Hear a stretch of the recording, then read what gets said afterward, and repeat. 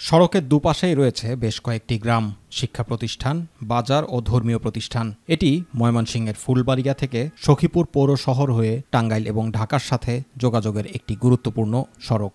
এটি ময়মনসিংহের ফুলবাড়িয়া থেকে সখীপুর পৌর শহর হয়ে টাঙ্গাইল এবং ঢাকার সাথে যোগাযোগের গুরুত্বপূর্ণ একটি সড়ক। বেশ কয়েকটি জেলা ও উপজেলার সংযোগ সড়কও এটি। এ সড়ক দিয়ে দেশের অন্যতম বৃহৎ কলার হাট কুতুবপুর যেতে হয়। কচুয়া সখীপুর এবং কচুয়া আড়াইপাড়া সড়কে প্রতি বছর বর্ষা এলেই মানুষ দুর্ভোগের সম্মুখীন হয়। এবার বর্ষায় এ সড়কের পিচ উঠে নিচের মাটি পর্যন্ত বেরিয়ে গেছে। এতে বিভিন্ন জায়গায় দুর্ঘটনা ঘটছে এবং ভারী যানবাহন ডেবে যাচ্ছে। এ সড়কটি টেকসই সংস্কার না হওয়ায় একদিকে পথচারী, শিক্ষার্থী এবং হাসপাতালে জরুরি সেবা প্রত্যাশীরা যেমন ক্ষতিগ্রস্ত হচ্ছেন, একইভাবে খামারি ব্যবসায়ী সহ এ অঞ্চলের সবজি ও কাঁচামাল আমদানি ও রফতানিকারকরাও চরম ক্ষতির সম্মুখীন হচ্ছেন। এখানকার কাজ অফ রয়েছে আর কি, কাজ হইতেছে না ঈদের পরে থেকে, এরকমই আর কি। সামান্য বৃষ্টি হইলে কোনো সিএনজি চলে না, অটো চলে না, সাধারণত মোটরসাইকেল নিয়ে যাওয়া যায় না। এই রাস্তার তো ভয়াবহ অবস্থা। একটু বৃষ্টি নামলে পড়া বাচ্চা মহিলা সহজে গাড়িতে লোকজন থাকে, উল্টা পড়ে যায়, ব্যক্তি হাসপাতালে যায়।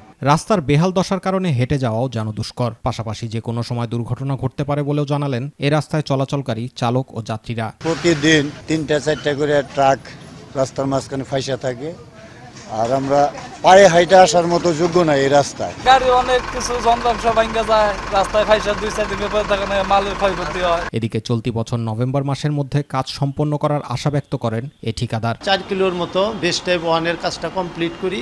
রেনি সিজন শুরু হওয়ার পরে আমাদের রাস্তাটা আমরা আর বাইন্ডারের কাজটা, ওয়ারিং বাইন্ডারের কাজটা করতে পারি না, যেটাকে কার্পেটিং বলে।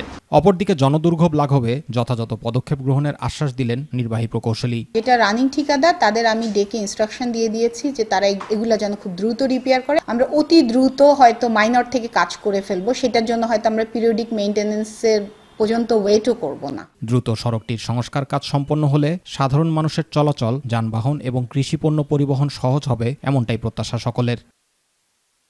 জুবাইর রহমান, মাই টিভি নিউজ।